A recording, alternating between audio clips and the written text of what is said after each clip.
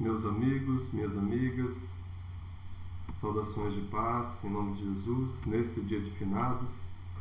Queremos direcionar essa nossa pequena conversa, nosso diálogo, às 159.562 pessoas que partiram até o dia de hoje, 31 de outubro, em função dessa epidemia que todos vivemos.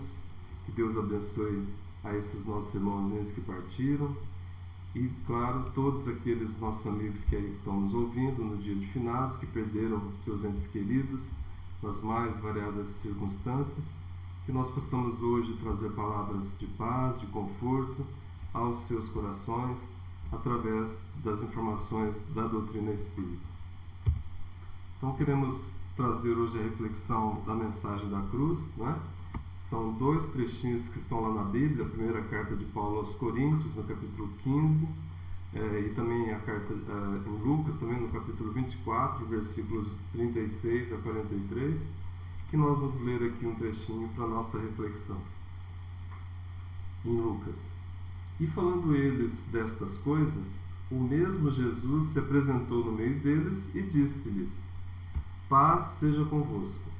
E eles, espantados e atemorizados, pensavam que viam algum espírito. E ele, Jesus, lhes disse: Por que estáis perturbados? E por que sobem tais pensamentos aos vossos corações? Vede as minhas mãos e os meus pés, que sou eu mesmo, sou eu o Cristo. Apalpai, tocai-me e vede-me, pois o espírito não tem carne e nem ossos. Então, meus amigos, minhas amigas, meus irmãos, Jesus está mostrando aqui para nós, tendo ressuscitado ao terceiro dia, tendo nos dado essa mensagem da cruz, de que ele é um espírito. Ele ressuscitou no terceiro dia, apareceu, a Bíblia relata que ele aparece para centenas de pessoas, inicialmente para Maria de Magdala, que vai lá no túmulo para ver o seu corpo físico, e ele já não estava, e quando ela ouviu, ele disse: não me toque, porque eu ainda não estou pleno. E aí ele aparece depois para os discípulos e para tantos outros irmãos nas estradas, como neste aqui. Então aqueles familiares, nossos amigos, nossos irmãos, nossos filhos, nossa mamãezinha que partiu, queremos lembrar da mensagem da cruz. Nós espíritas confiamos, temos convicção de que a vida continua e eles estão vivos, mais do que nunca, e certamente muitos deles olham por nós, porque nossos anjos guardiões, nossos protetores espirituais, a grande parte das vezes, são os nossos próprios familiares, nossos anjos guardiões, né? Então a doutrina espírita vem dizer que a morte não existe, né? Nós separamos duas questões do Livro dos Espíritos, obra básica, obra basilar da doutrina espírita, que indicamos que você adquire e leia para mais entendimentos e mais reflexões, e separamos aqui duas questões do Livro dos Espíritos, que é a questão 149, que diz assim: que sucede à alma no instante da morte? É uma questão que todos nós normalmente nos fazemos, né? E os espíritos assim respondem: volta a ser espírito, isto é, volve ao mundo dos espíritos, donde se apartara momentaneamente, porque todos nós estamos aqui de forma passageira, de forma momentânea no mundo físico, e para a vida espiritual retornaremos. E aí na questão 150 a pergunta é: a alma após a morte conserva a sua individualidade? Sim, jamais a perde. Que seria ela se não a conservasse? Então, quando nós lembrarmos dos nossos irmãozinhos que partiram, assim como Jesus disse lá em João, no capítulo 14, versículo 18, eles não nos deixaram órfãos. Não nos deixaram órfãos porque estão vivos e olham por nós. Inclusive, uma informação interessante, os animaizinhos de estimação também retornam para a vida espiritual, para as cidades espirituais, para os lares de onde estão os seus familiares desta vida ou de outras, e também lá nos aguardam, né? André Luiz relata sobre essa questão. Então, que fiquemos com essas duas reflexões para nos lembrarmos disso, que nós não estamos órfãos daqueles que partiram fisicamente do meio de nós. Então, a encarnação apenas momentaneamente os separa, porquanto, ao regressarem à erraticidade, ou seja, ao plano espiritual, novamente se reúnem como amigos que voltam de uma viagem, Porque é isto que é, né? Nossa passagem aqui neste mundo é uma viagem de ida, de volta, a reencarnação nesta vida, outras reencarnações futuras, as reencarnações passadas, uma grande viagem de ida e de volta. Isso está relatado no Evangelho segundo o Espiritismo, obra também básica da doutrina espírita, que recomendamos que você leia, adquira esse livro na internet, várias editoras vendem, e certamente te fará grande conforto ler diariamente um trecho, um pedacinho, né, como citamos este aqui. Nós estamos, portanto, todos numa grande viagem de ida e de volta entre o plano físico e o plano espiritual. Mas, como que nós espíritas e espiritualistas sabemos disso? De onde vem essa convicção, esta fé de que a vida continua? Vem através das obras básicas da doutrina espírita e das mais de 400 obras de Chico Xavier e as demais obras complementares da doutrina espírita. Chico Xavier ele fez um trabalho maravilhoso, conhecido certamente de todos aqui que nos ouvem, esse grande homem, exemplo de ser humano, mineiro do século, quase inclusive foi indicado para o Prêmio Nobel da Paz, na época, né? E ele recebia cartas, inclusive, cartas para as mães que perdiam seus filhinhos, e nesta aqui que destacamos, essa mais destacada à frente, diz assim, ó: hoje creio que as nossas ligações têm raízes mais amplas e profundas na casa eterna. Ou seja, a filha está dizendo para a mamãe, olha, eu tenho certeza de que nossa união é muito maior do que a união física de uma encarnação, que somos espíritos que vieram de vidas anteriores, que nos encontramos nesta, nos encontraremos novamente.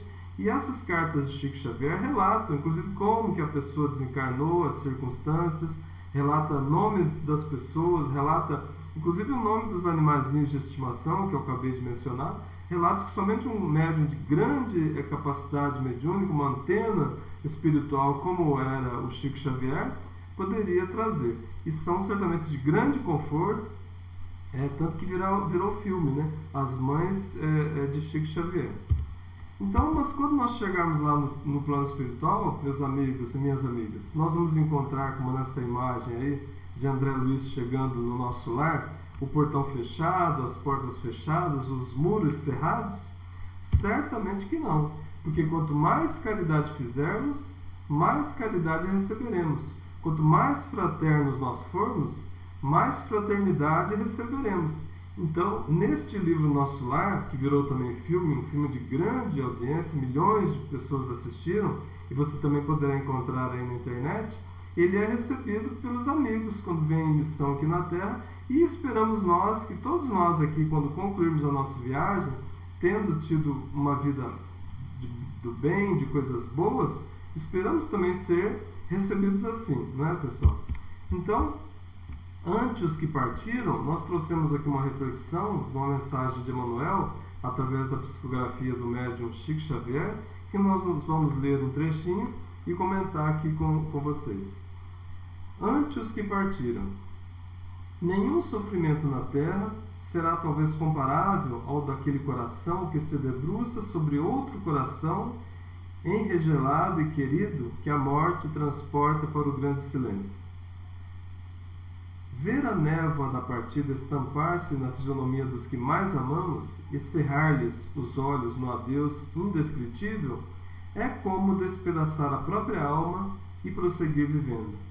Nós aqui na condição desse diálogo que nós estamos, é difícil para nós às vezes nos colocarmos no seu lugar, que perdeu entes muito queridos, mamãe, filhinhos, papais, mas a gente tenta imaginar como deve ser difícil essa dor, né? É perfeitamente compreensível o sofrimento, a lágrima que ora você derrama por este ente que você perdeu. Mas a mensagem ela diz também assim, ó: digam àqueles que já estreitaram de encontro ao peito um filhinho transfigurado em anjo de agonia, anjo da morte, de morte, um esposo que se despede procurando debalde mover os lábios mudos, uma companheira, uma esposa, cujas mãos consagradas à ternura pendem extintas, um amigo que tomba desfalecente para não mais se erguer, ou um semblante materno, acostumado a abençoar, e que nada mais consegue exprimir senão a dor da extrema separação. Meus amigos, a dor da perda de uma mãe. Como deve ser difícil, não é, meus amigos? Então sinta-se assim abraçado, fraternalmente abraçado, confortado, porque a sua mamãezinha está viva, segue observando você e cuidando de você, de onde ela estiver. Mas um dia todos nós terminaremos a nossa viagem de provas redentoras.